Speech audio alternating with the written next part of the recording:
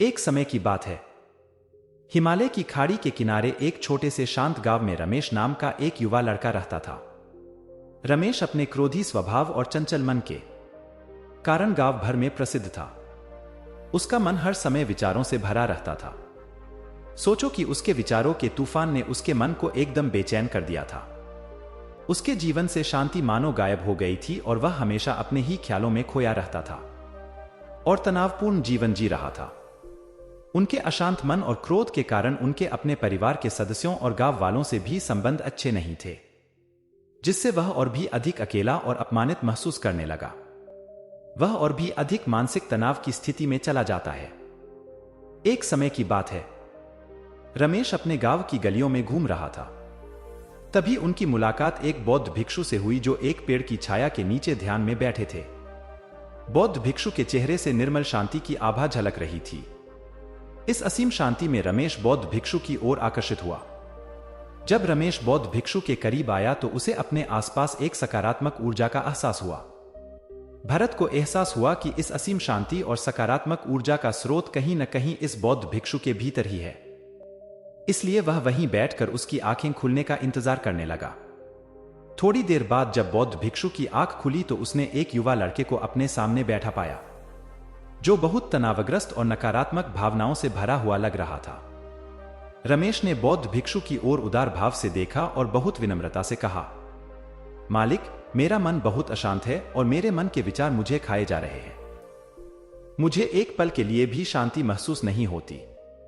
क्या आप मुझे सिखा सकते हैं कि मैं अपने अशांत मन को कैसे शांत करूं? बौद्ध भिक्षु ने रमेश की पीड़ा को समझते हुए करुण दृष्टि से देखा और कहा, मेरे प्यारे बच्चे, मैं तुम्हें एक कहानी सुनाना चाहता हूं। इस कहानी में मानसिक शांति और खुशी के रहस्य छिपे हैं। क्या आप कहानी सुनना चाहेंगे? रमेश ने हाँ में सिर हिलाया और पूरी एकाग्रता से कहानी सुनने को तैयार हो गया। उनके अंदर जिज्ञासा चरम पर थी। वो कहानी सुनने को बेताब था। बहुत समय पहले की बात है।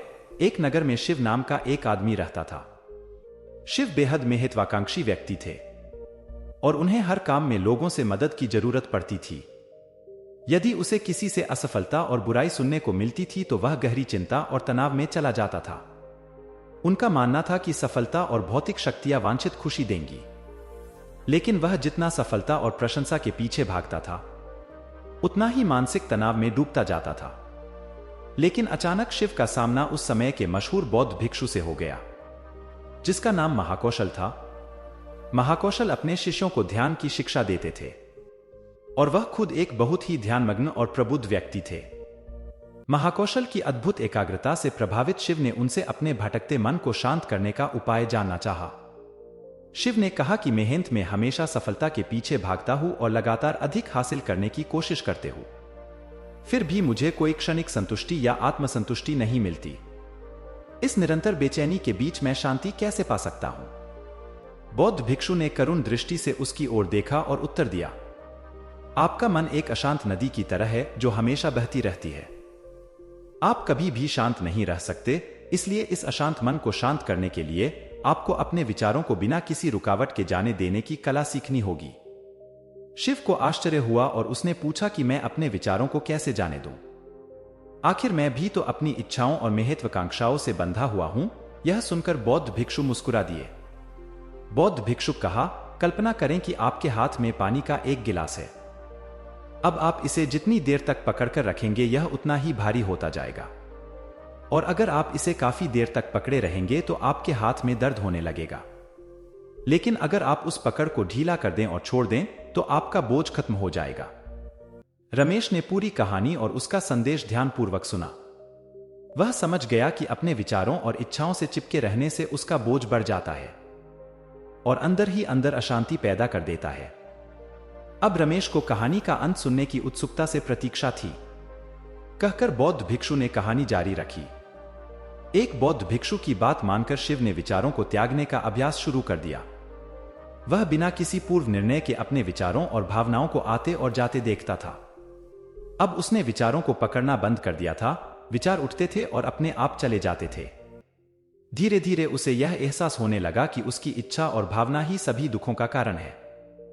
जैसे जैसे शिव ध्यान में गहरे उतरते गए, उन्होंने पाया कि वर्तमान में जीना ही आंतरिक शांति का एकमात्र स्रोत है। वह खुद को वर्तमान में स्थापित करके अपने मन की निरंतर बकवास से छुटकारा पा सकता था। धीरे धीरे शिव का मन एक शांत झील की तरह हो गया जो बाहरी दुनिया को अपने अंदर प्रतिबिंबित करती है। उन्होंने जीवन की सादगी में संतोष को अधिक महत्व दिया और भौतिक संपत्ति के प्रति अपना लगाव छोड़ दिया। जैसे ही शिव में ऐसे बदलाव की खबर लोगों के बीच फैली, दूर दूर से लोग मार्गदर्शन लेने आने लगे। लोगों को विचारों को मुक्त करने की कला सिखाना और उन्हें अपने भीतर शांति खोजने के लिए मार्गदर्शन करना। वह लोगों के बीच शांति और ज्ञान का प्रतीक बन गया। शिव और साधु की कहानी समाप्त कर महाकौशल बौद्ध भिक्षु कुछ देर के लिए चुप हो गए, ताकि इस कहानी का अर्थ रमेश के मन में अच्छी तरह बैठ जाए। रमेश ने बौद्ध भिक्षु की ओर देखा तो उनकी आंखों में अब एक नई समझ दिखाई दे रही थी। रमेश ने धीरे से कहा कि मुझे इस कहानी में ज्ञान दिखता है, लेकिन मैं इसे अपने जीवन में कैसे लागू करूं? मैं अपने अशांत मन को कैसे शांत कर सकता हूं? रमेश के इस सवाल पर बौद्ध भिक्षु गर्मजोशी से मुस्कुराते हैं और फिर कहा कि अशांत मन को शांत करने का अभ्यास आत्मजागरूकता से शुरू होता है। अपने भीतर उठने वाले विचारों का निरीक्षण करने के लिए प्रतिदिन कुछ समय निकालें। उन भावनाओं पर ध्यान दें जो आपके मन में आती हैं और देखें कि वे कैसे आती हैं और आकाश में गुजरते बादलों की तरह चले जाए। रमेश ने आंखें बंद कर लीं और बौद्ध भिक्षु के कहे अनुसार अपने विचारों का अवलोकन करने लगे। जैसे ही उसने अपने भीतर उठने वाले विचारों पर ध्यान देना शुरू किया, उसे इसका एहसास हुआ। उसे अपने अंदर चिंता और इच्छाओं की एक निरंतर धारा बहती हुई महसूस हुई। सिर्फ एक एहसास ने ही उसे एक अद्भुत शांति का एहसास कराया। उन्हें यह भी एहसास हुआ कि यह सभी विचारों और भावनाओं से अलग है। बौद्ध भिक्षु ने आगे कहा कि जैसे शिव ने खुद को सभी मोहमाया से अलग कर लिया था, वैसे ही अपने मन को अशांतकारी विचारों और भावनाओं से मुक्त करने का अभ्यास विकसित करो। बिना किसी पूर्वाग्रह के विचार को वैसे ही स्वीकार करें जैसे वह आता है, और फिर धीरे धीरे उन्हें जाने दें और अपना ध्यान वर्तमान क्षण पर केंद्रित करें। लेकिन रमेश ने टोकते हुए कहा कि अगर विचार और भावनाएं इतनी मजबूत हैं तो क्या होगा? बौद्ध भिक्षु ने कहा, यह बना रहता है और मन को छोड़ने से इनकार करता है। बौद्ध भिक्षु ने रमेश की बात से सहमति जताते हुए सिर हिलाया और कहा, ऐसे कई मौके आएंगे जब आपके मन में सवालों का बवंडर चल रहा होगा। जब आपका दिमाग आपकी बात ही नहीं सुनेगा तो ऐसे में आपको अपनी सांसों की ताकत पर विश्वास करना होगा। एक बार फिर भिक्षु ने रमेश से कहा, अपनी आंखें बंद करो और अपनी सांसों पर ध्यान केंद्रित करने के लिए अपने पेट को ऊपर उठता हुआ और मत्ता हुआ महसूस करें। बौद्ध भिक्षु ने बताया कि जब भी आपका मन अशांत हो तो तुरंत अपनी सांसों पर लौट आएं। सांस की वाद्य गति आपको तुरंत वर्तमान के चरणों में वापस खींच लेगी और आपको शांति का अनुभव कराएंगी। एक बौद्ध भिक्षु के निर्देशानुसार आने और जाने वाली सांसों पर ध्यान केंद्रित करने का प्रयास करें। इस छोटे से व्यायाम से उन्हें मानसिक शांति का अनुभव हुआ। उसे याद आया कि उसकी सांसें हमेशा उसके साथ थी, जो उसे वर्तमान क्षण की याद दिलाती थी, आराम और शांति लाती है। रमेश के इस विकास को देखकर बौद्ध भिक्षु मंद मंद मुस्कुराए और बोले, मेरे प्रिय, बेचैन मन को शांत करना एक ऐसा अभ्यास है जिसमें बहुत प्रयास और दृढ़ इच्छा शक्ति की आवश्यकता होती है, क्योंकि लगातार व्यायाम से मांसपेशियां मजबूत होती हैं। उसी तरह नियमित अभ्यास से मन भी शांत होता है। स्वीकृति में सिर हिलाते हुए इस बौद्ध भिक्षु को धन्यवाद देते हुए उन्होंने वादा किया कि आज से वह अपने अशांत मन को शांत कर सकेंगे और अपनी गैर शक्तियों को मुक्त कर सकेंगे। बौद्ध भिक्षु ने रमेश के कंधे पर हाथ रखकर कहा, मुझे आपकी क्षमता पर बहुत भरोसा है और आपको जल्द ही आंतरिक शांति मिलेगी। लेकिन याद रखें कि यह आसान नहीं होगा, लेकिन अगर आप दृढ़ इच्छा शक्ति और खुले दिल से प्रयास करेंगे तो आप निश्चित रूप से वह शांति पा लेंगे जो आपके अंदर है। उस दिन से रमेश अपने अशांत मन को शांत करने का प्रयास करने लगा और हर दिन ध्यान करने के लिए एक अलग समय निर्धारित किया।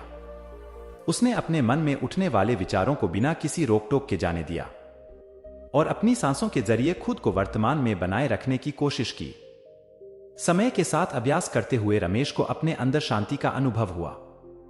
जैसे जैसे समय बीतता गया, रमेश को ज्ञान और शांति का स्रोत कहा जाने लगा। जैसे जैसे समय बीतता गया, भरत को ज्ञान और शांति का स्रोत कहा जाने लगा। ग्रामीण अपने अशांत मन को शांत करने के लिए रमेश के पास आने लगे। बौद्ध भिक्षुओं के शिक्षक दूसरों की मदद करते समय आत्मजागरूकता की शक्ति साझा करते हैं। बौद्ध भिक्षु आंतरिक शांति पाने की शिक्षा देते हैं। इसके साथ ही उन्होंने अपनी सांसों पर ध्यान देने और अपने विचारों को मुक्त करने की कला भी सिखाई। ऐसे निवासियों का विकास हुआ और उन्हें मन की अमूल्य शांति मिली।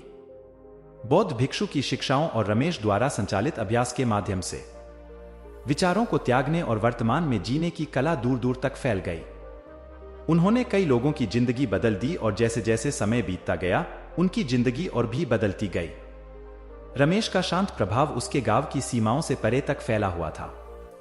आसपास के गांवों और शहरों से लोग रमेश के परिवर्तन की कहानी सुनते थे, उनसे सलाह लेने आते हैं। मन के बोझ तले दबे लोगों के लिए रमेश आशा की किरण बन गया। रमेश की शिक्षाएं केवल ध्यान और प्रवचन तक ही सीमित नहीं थी, बल्कि वह रोजमर्रा के काम जागरूकता के साथ करने पर ज्यादा जोर देते थे।